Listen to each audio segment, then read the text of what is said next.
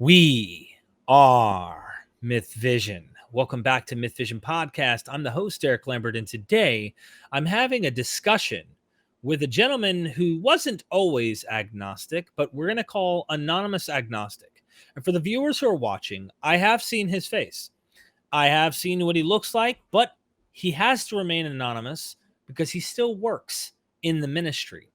And we're going to be discussing his experience, well, pretty much his experience going from being a Christian and getting into the ministry and to where he's at today and what he notices. So, welcome, Anonymous. I hope you're doing well. Thank you very much. It's a pleasure to be here. Thank you. So, Um, yeah, where do we start? How would you like to begin?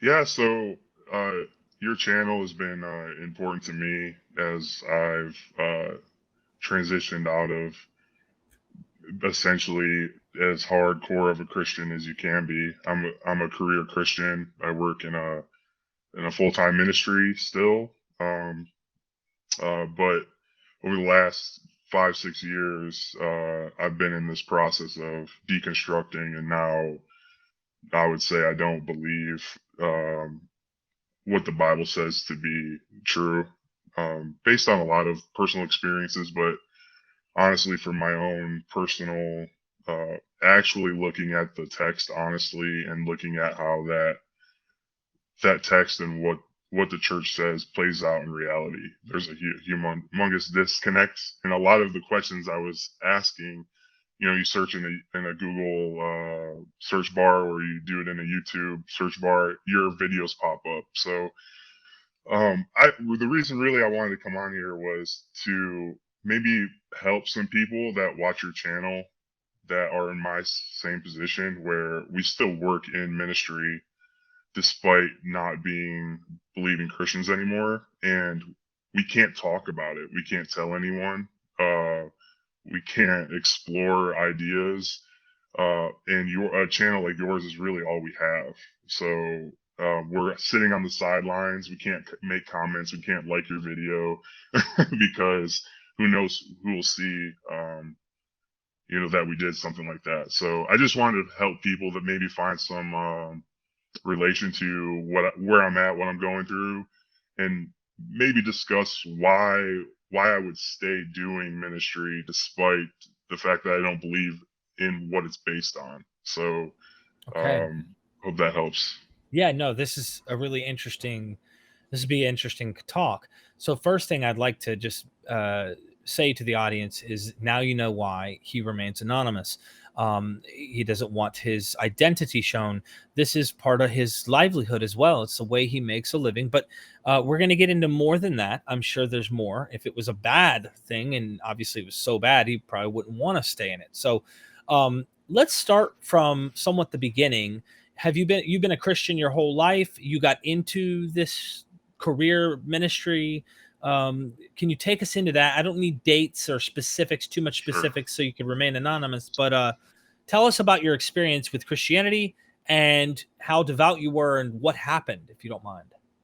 Sure. So um, my mom was a very devout Christian. Sunday, every Wednesday.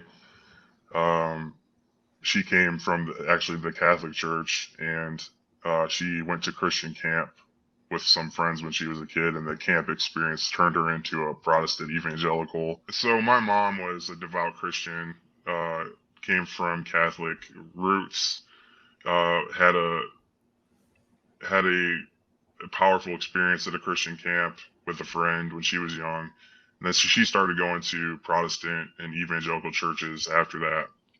And so she took me all growing up. My dad passed away when I was young, so it was just me and her.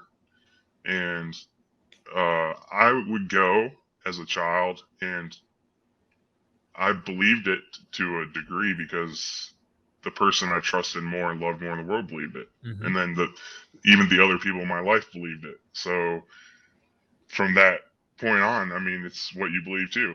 And then you get to a point in your life where you have to make your own decision. It happens at some point of whether this is something that you actually believe yourself, not just because other people believe it. And I didn't really believe it. I've discovered. And so when I went into college, and I had some really bad experiences as some college kids do, right? Because they're now exposed to a bunch of things they've never been exposed to before. And that just actually further proved my mom's view, because I could see, well, when I was living under this certain belief system, I didn't have these sort of consequences in my life. But now that I'm away from it, I do have these consequences, and things aren't going as well. So it just made me sort of retract back into Christianity that way. And so I got involved into a ministry in the school I was going to, and then I got involved in what's called missions. So missions is where the church sends people, sometimes full time, sometimes on short term sort of trips or things like that. And it was a very powerful experience for me, because I saw the church doing relatively closer to anything else I'd ever seen before. The things we talked about in church and things I read in the Bible. You're serving the poor, you're clothing the naked, you're feeding the hungry, you're doing good, not just being good, right? And the doing good was a very powerful thing in my life and in my inside myself. Like there's without a doubt there is human virtue in serving other people. But I just at the time recognized it as connecting back into Christian faith and God's power, like where I literally believed God was sending these people to do good, because of his love and his salvation, we are now motivated to go now and heal this world, right? So by the time I got my degree, my whole worldview had changed, and so I went directly into ministry. I got involved with one of a very large missions organization, and that is specifically serves the poor overseas. And we host volunteers. We take in millions of dollars of donations to do this work, and it's good work, like great work. Um, I still believe that. So, I mean, there are people that have all kinds of needs, great physical needs that barely are surviving, and the majority of people in the United States don't understand what it is to live outside of the United States. It's a difficult world where people only eat one meal a day. They live in shacks. They don't have proper health care. They could go their whole life basically blind because they can't get reading glasses. We could go down the road here. So for a long time, my faith was connected to serving the poor. And it's a very powerful thing. But as I did the work, there would be things that would come up that I would be like, I don't understand what's happening here, because it doesn't exactly jive with the Bible I know and the people in the church that have taught me what I know about my faith. For example, somebody would want to work for the organization that I'm working in, and they would say, the Holy Spirit is telling me that I'm supposed to work here, right? And then we would go through the interview process, and we would decide, no, you're not a good person to work here. So we have the Holy Spirit speaking to this person supposedly that they're supposed to work here, but we think the Holy Spirit's telling us, no, you're not supposed to work here, right? But you get this all over the place. If it's one spirit, why can't any Christians agree 100%. on anything? You know what I'm saying? So it would be little things like this that would just be like bothering me about the faith. And the problem with being in something like Christianity is we're told that we're not allowed to lean on our own understanding because God's ways are higher than our ways. So we can't grasp total truth because we don't have God's perspective, right? So we can't really go down the road of questioning, and we're not supposed to doubt because we'll be like the sand on the seashore, just splashed around by every wave that comes. So we're not allowed to question. We're not allowed to doubt. We're not allowed to ask questions, and so we just don't approach it ever. You just keep going on, ignorant of discovering what's happening with these certain things and issues in the faith that don't actually play out in your practical life. And so I had a very traumatic experience, about halfway into my career working in this organization. A loved one really close to me passed away. And I remember standing at the side of the bed as they were dying, angry, just totally angry, because I had spent my entire adult life at this point serving God, and a good God. And you've seen other people die around you. I've been around human suffering because obviously I've been serving the poor for this long. But it doesn't really impact you the same way until it's your own people, or it's your own family, your own friends, or yourself. And it just became real to me that how can God, a good God, allow or have created a reality where there is this level of despair and suffering and loss? You know, First Peter, I think it says that Jesus was the plan since the foundations of the world. So if the plan was always Jesus to die on the cross and for God to glorify himself through Jesus Christ by that whole sacrifice, we are the expense to that self-glorification. And man, that was a hard pill to swallow. Someone Really. else put it this way. Christians, of course, will say, it's all for his glory, but don't worry, he works it all for the good. But as some skeptics I've had on do say, and this is an interesting point you're bringing up, you can't downplay this. Like, I'm going to take family from you. I'm going to take this. You're going to have illness. I'm going to do this. Oh, but don't worry, I have better gifts later. It's almost like I'm going to steal from you now, but then I'm going to give it to you later. That's still not morally right. I'm going to No. hit you now, but don't worry, later I'm going to make sure that I rub you down and give you a massage and make you feel happy. Like, no. Would you abuse someone now and then cherish them later? Does that somehow make up for the abuse? No, we wouldn't say that. But that is the mentality behind this whole thing. Like you're going to suffer now, but it's all good. It's all good because it's working all together for the good, but you're going to get rewarded later. And your Yes. Yeah. experience of that really, I think, is, you're saying it very well. It just was too much for you had existential crisis here. You were thinking very deeply about this issue, and it did not sit well. No, I mean, it was the very beginning of me starting to unravel everything, slowly, or, the common word today, deconstructing my faith. It was, if you picture an hourglass and you flip it upside down and all the grains of sand were my faith, like they just started to trickle down and down and down and down until there was basically nothing left.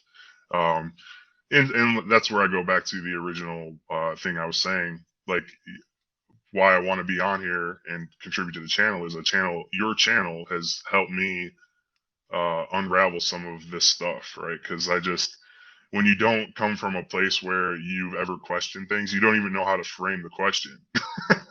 So, then before you know it, you're down a YouTube rabbit hole watching all kinds of people debate and discuss. And so, yeah, it was difficult because in the time, I couldn't talk about this with anybody. All of my close friends and family were all in the Christian bubble. So, and if you present yourself as being doubtful or having these serious issues, in my case, because I'm a career Christian, it could cost me my job, right? So in my case, I have a pretty high degree of influence in the organization I work for, it would also cost me everything I've been building for over a decade. So, anyways, when I arrived to the place that I could actually admit, I don't believe this anymore. Like, I don't believe this anymore. It became a very lonely place inside of the ministry I'm in, and even inside my own marriage, because I didn't want to have a negative impact on my wife, and what she believed. You know, what's strange enough is she started down her own deconstruction process all by herself without me even knowing or me talking to her about Wow. where I was at. Just a couple years later, and it was a really surreal conversation that we had with each other on vacation. We were on vacation, we were letting loose, and we were just talking one night, and she finally admitted, like, I just don't believe this stuff, and here's why. I was like, I don't know how to tell you this, but I haven't believed this for several years. You know, and Wow. it was a crazy moment for my marriage, and it was one of those moments where I was like, I feel closer to my wife than ever before, because we're now touching the deepest levels of honesty here. And so my wife and I have been in this position where we are uh, a part of this church culture and in ministry, and everyone around us believes this stuff, and we no longer believe it. And there's a pretty strong juxtaposition on what they are saying and what they believe versus what we notice, what we hear, what we have questioned, what we when someone in our ministry or in our circle is talking about, oh, giving God the credit for this specific thing, we're like, well, no, you know, it's just this person did this thing, and that's why we are where we are. It has nothing to do with God. You're just giving him the credit for everything, right? So, but little things like that. So we now exist in this space, and we've tried to make a decision on, do we continue working here or do we leave? You know, and we've, for the time being, have decided to continue working here, which may be shocking for a lot of people. Because it may seem like, okay, well, you're now living a lie, kind of, or you're doing something that is hollow to you, and in a little bit it sounds like that, but there's an aspect to what I do specifically where we serve the poor, um, and we address human suffering on many levels that I don't want to leave, right? And because I've been a part of it for so long in the specific organization I've been in, I'm the most effective at it that I've ever been. So to leave is to throw away this opportunity I have that I've built for myself, even though it comes along with the gospel message, if you will. So that's where I'm kind of at. I love serving the poor, and I love the people in my life, even though they're still Christians, and in my point of view, they're living under a delusion. I don't want to sacrifice my relationships with them quite yet, and I want to continue to do the work that we're doing, because it's easy to, when you talk about this, to just throw all negative stuff at the church and at Christianity, but there are a lot of Christians who do a lot of good, like Oh, I agree. a ton of good. We don't, and even though it's motivated maybe by a false idea or belief, they're still doing it. They're still doing crazy good things. And this is the culture I'm in the church, right? It's not just I go to church on Sunday and uh, you know, we're getting beat over the head about morality and whatever. It's no, literally, how can we turn our own lives into serving other people and loving other people and helping other people who are suffering, right? And that's why I'm still in the ministry. I So mean, look, this is beautiful because I think this goes right into our existence as a social creature. Looking at it scientifically, if we've evolved as a social creature, there's something about helping another one of us. There's something about giving and caring and literally helping those who are hurting and that's an honorable, noble thing, and that's something that I think is useful and a good aspect of Christianity. um there's plenty of bad you could get into, but there's also Tons. really good stuff. Yeah. So I love what you said here. You've obviously made me curious as to things that you've discovered and learned. But if you've watched my channel enough, I'm sure some of these things picked up and stuck, and you thought, "Whoa, that makes sense." Whoa, maybe this isn't literally true, but why is it so um, uh, seen as true by many people? And it might be because of these good characteristics that we find that are being practiced. And I'm saying that modernly because I'm not so sure it was always like this in certain ages or certain times in certain regions of the world. Christianity might have been harmful in some respects and aggressively murderous in some respects, by this whole you need to accept the gospel, but here's the sword if you don't. Hmm. But the idea that you're getting at, I think our morality is also taking a different toll. We are growing and learning more. So I do appreciate it, and I respect your decision and choice to stay there. I'm glad your wife's on the same page, that you and her both are like, okay. Um, and yeah, I get it. I really do get it. And I know what it's like to help someone and then literally not just say, hey, thanks, and they're fine, they're well off, but literally not have anything, and you're the only thing that actually helps them. There's some high that you get from that. There's some 100%. yeah. Yeah. Yeah, it's funny because the why why the growth of Christianity is so effective in missions is because it's through service and helping and justice. In the United States, our Christianity is mainly based on entertainment and feeling a sense of belonging, but it's so powerful when you literally give somebody clean water or you put a roof over their head and then you say, I did this because of Jesus, right? Because Right, he right, right. loved me first and now I love you, and that's why it's so effective. um and this aspect is still tough for me because, okay, I did this thing for you, and now we're saying I did this because of Jesus, right? But that's not true now for me personally. Yeah.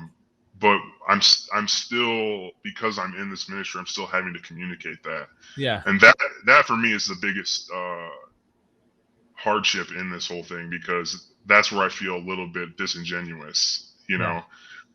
or is their introduction into Christianity through the service I just did them eventually going to lead to hardship for them later down the road personally, like spiritually? And I just don't know that, right? So it's tough there. But what I would like to say to anybody that's currently working in a ministry right now and they are where I'm at, um, I'm sure that you've noticed that everything that is done that is good in the people around you and in yourself, we're always giving the credit to God, right? For that. This good thing that happened is because of God. This donation that we got was because of God. This person that was healed was because of God. And I just allow yourself to take the credit for yourself and for the other people around you for the goodness in them, right? That's the hard part about serving in a ministry but not believing it, is because we're not allowed to celebrate ourselves in the goodness in one another. We're too broken and too sinful, so it must be the Lord that accomplished this, right? But allow yourself to take pride in what you're doing and the overall love and goodness you have for the world that doesn't come from God, because it's coming from within you. That's what I would say there. And two, don't get wrapped up in all the current political environment. Our faith is now more tied to politics than ever before, and now that I don't believe what I used to, I don't. I also don't believe what I used to politically. Mm-hmm. Like, I have evolving ideas, and just don't get wrapped up in it with the people that you work with, because it's not going to do any good. They're not going to stop believing what they believe because it's tied to their faith, right? So, um, it, you think of something that just happened in the last couple of days with you know, the children being shot in the Yeah. school, because of all the people that I follow, on my social media platforms. All the Christians are using it as a platform to support, owning weapons, and they're leaning into this conservative right wing Republican angle, and not showing any love for the people that just suffered greatly, are going to suffer greatly, and it's really tough to be in that environment Hmm. when you don't believe it anymore, Yeah. and I would just say, like, you gotta be able to separate the fact that their politics are tied to their faith, and because you're not tied to that faith anymore, um, you don't have to go along with it. Um, you don't have to just be a yes man when people are in a discussion about these certain issues. You can stand up and say what you need to say. So Yeah, two questions I have. What's kind of statement on the first one, but kind of a question. I think it's interesting that you know that if you were to look at the harm being done by a message rather than physical actual remedy, I'm with you. I think all day, if someone, it's like that teaching where Jesus says, like, no, like, if it, that person who's hungry and you fed, that was me you fed. That, this idea, like, it's much better that you're actually doing something than talk about, I'll pray for you, I hope things get better. No, make things better for them. And by doing that, that is amazing, whether or not the message of Christianity is having to be conveyed or not. So even though that's what the message is as they're presenting it, there's real teeth getting fixed. There's real vision coming to people. Hearing is helping. Their illnesses, they're not starving anymore. They might have malaria. They might have this. They might have that. Who knows? And you're actually physically changing their lives for the better. that's right. I think I'd rather see that. I'd rather someone be a lifelong Christian than die because you can't get a message to them. Come on. The other thing is what do you, from your experience in the Christian, mission, uh, this is the deepest, probably the most powerful form of Christianity that you can actually see actually Hmm. change the world. Being an agnostic, being someone like me who's an atheist by definition, um, what would you say we should do to kind of help the world now that you see through Christianity? And this is coming from someone who was deep into this. The best part of it, the best part is Hmm. that changing real people's lives who need it. What do you think that people who are skeptics could do? Like, should they start a humanist mission thing where there's somehow an income coming in where they could fund missions worldwide just for the sake of, I love you as a human and I want to show you that I care about you because you are important, and not having to give it to something else, but to give each other pats on the back and showing that we really care about humanity. What do you think?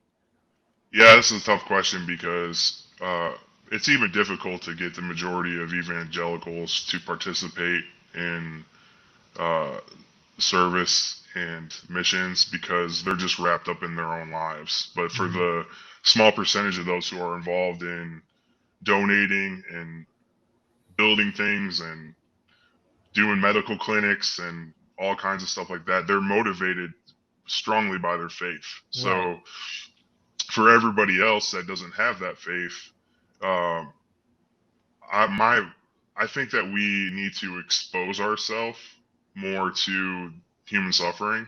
I think we naturally recoil from it because Hmm. it's uncomfortable. And living in our country, specifically in the United States, there may be many more people that listen to you outside of the states that have seen it firsthand. But in the United States, for the most part, we live in the land of Oz, of wealth and opportunity, and we have to go out of our way to expose ourselves to how other people are suffering. And it's in that where you gain a perspective on what people are going through, that we can develop self-motivation to help or solve the problem or be a part of the problem. So number one, you have to develop a quote unquote heart for the world that is suffering. And from that heart, we can either look for opportunities to step into to help solve some of the crisis in the world that are happening all over the place, or we can start our own initiatives, right? There are plenty of non-Christian um, organizations that help all kinds of things. But what I would say is a lot of those opportunities are just domestically based because Americans specifically have a America First mentality. Right.